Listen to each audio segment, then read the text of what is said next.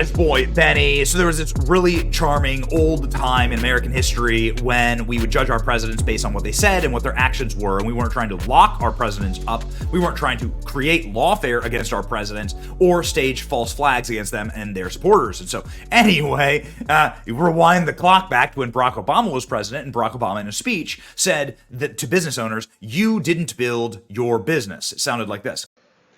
If you've been successful, you didn't get there on your own. You didn't get there on your own. I'm always struck by people who think, well, it must be because I was just so smart. There are a lot of smart people out there. It must be because I worked harder than everybody else. Let me tell you something. There are a whole bunch of hard-working people out there.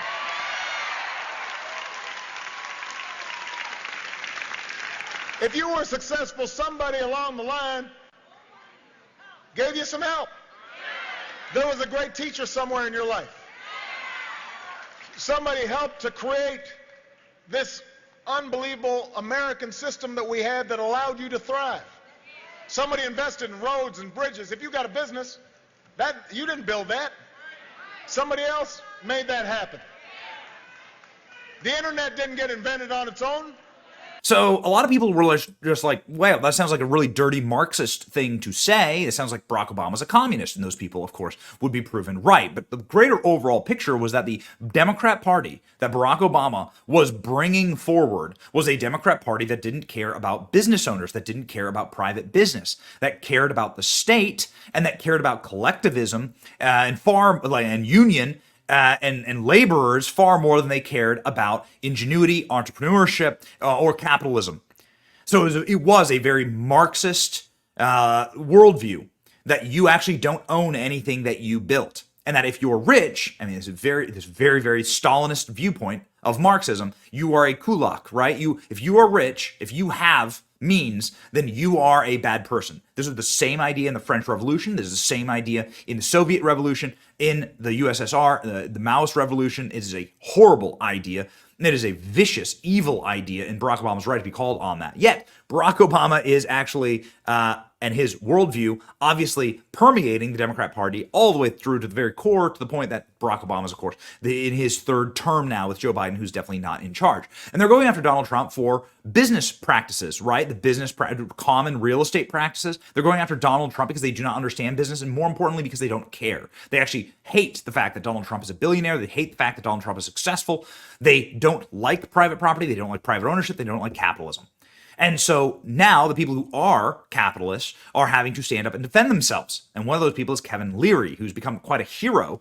The Shark Tank star has been on a tirade against what they're doing to Donald Trump in the state of New York, saying that it hurts the American brand and calling it a clown show. And of course, he would be right. They're going after Donald Trump for accounting issues with Stormy Daniels, somebody that he apparently didn't even meet, and she says she never even met him, and the lawyer paid him, and Donald Trump had nothing to do with this, and this is a nuisance lawsuit, and celebrities get nuisance lawsuits all the time, but nonetheless, they're trying to put Donald Trump in prison for the rest of his life because of this. So yeah, it makes you pine for the old ways of doing things way back in 2012. And here we are. Shark Tank guy rages that Trump's porn star case is hurting the American brand. We look like clowns, and he's right. Let's go. This is an American president. This is the office of the United States of America's highest office. And we're doing this. This is sheer stupidity. And I'll tell you what should happen. This should be pushed until after he wins or doesn't win. This should be not part of this election cycle at all. And this is not a Trump-loving comment. This is about the American brand where I bring capital from all around the world to invest here. We look like clowns. Yes. I hate this. Yeah. Kevin O'Leary has been on a terror recently. We've been really, quite frankly, shocked. I didn't know the guy was based. I don't think he's like actually MAGA, right? I'm not exactly certain that Kevin O'Leary is even a Republican. I think that he's just common sense, very much like along the Elon Musk line of thinking, which is like, this is terrible for our country. Kevin O'Leary has been obviously shredding those in the Democrat Party who don't understand basic economics. He's gone after AOC a number of times, saying that her district looks like the dirty third world, and that he wouldn't trust her to run a candy store. But my favorite moment was on CNN, when he explained to, again, these morons who had never ever started a business, that don't run anything, that never built anything, how bad this is going to be for business in New York. Kevin O'Leary going off on CNN. Don't think he'll be invited back anytime soon. I don't think this case is about Trump anymore. I think this case is about New York. It's about the American brand. It's about what we promised the world in terms of fairness and justice and investing capital in a country that's built the largest economy on earth. Forfeiture, seizing of assets, is that in our nomenclature in America? Is that what we tell people that want to bring their money here and protect property rights? Forget about Trump. Nothing to do with Trump. You think this is good for business in New York? You think this is good for business in America? To take a law that we used to protect people against buying refrigerators at an overpriced value decades ago and apply it against an individual and then talk about seizing assets like he was in Venezuela or in Cuba? This is a very, very, very bad look for New York. And everybody around the world is watching this. This may be great for the Attorney General, but this is not good for America. But in terms of the valuation, can you be clear as to why? I mean, why would the properties not be sufficient collateral? What a great message to send out all around the world. Take a claim where there was no monies lost. There was no fraud here in the context of actually people losing money. Deutsche Bank, who made the loan, was made whole. And let's make a penalty of $500 million against a crime, apparently, where no monies were lost. Great message for New York. Great message for America. Bring your capital because we'll protect your property. I think that was a statement that would be much better made sometime in Venezuela. I'm not kidding. That's a scary, scary message.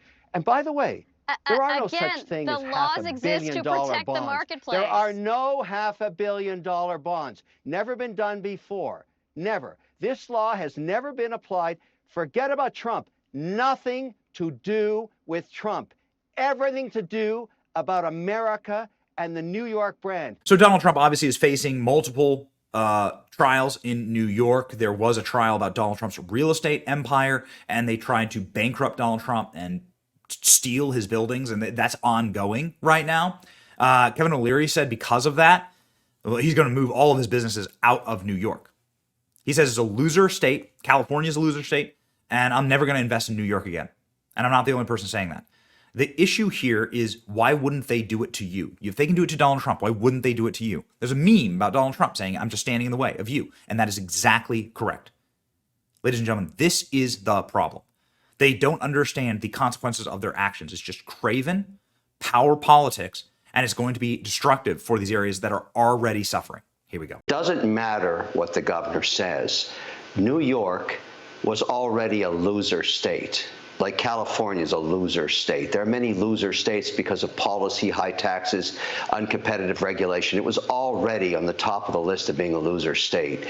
I would never invest in New York now, and I'm not the only person saying that. And here's a real-time situation. In development in real estate right now, the hottest asset class is very high-end data centers. They cost anywhere from $2.5 to $3.5 billion each. They're very expensive. They require low power. You need permits. But most of the major institutions in the world need more data centers, and that's why developers like me are doing this. Now, you need power. So New York has Niagara Falls. Normally, you'd consider that to put in one of these facilities, create 400 jobs, 5 more jobs for each of one of those for auxiliary services. I can't go to New York. So I'm going to Oklahoma, North Dakota, West Virginia. Governor Stitt, Kevin Stitt, my staff have met with him. Governor Bergen, the same thing. Governor Justice. Those are winner states. They don't do things like this. I have to syndicate that debt and all that equity. We're talking billions of dollars here. Do you think any foreign institution or any private equity firm or any pension fund would touch New York? No. And that's why New Yorkers should be concerned. The fine people of New York should ask themselves, why are we such a loser state? How are we going to attract business? It's not just the existing businesses that are fleeing out to Texas and Florida. What about new money like this that I'm talking about, like a $4 billion data center? Not a chance I would put that in New York. Zero probability, never. And so they've got a lot of work to do to find themselves getting out of this situation. This has all occurred post-pandemic. Winner states versus loser states. Look at Tennessee right now, fastest growing city in America, Nashville. Winner state, good policy, competitive taxes. You've got to start thinking about this in the context of winners and losers. New York, mega loser state. As ever, I've always advised you to get the hell out of blue cities. I think things there are going to get far, far worse before they get better.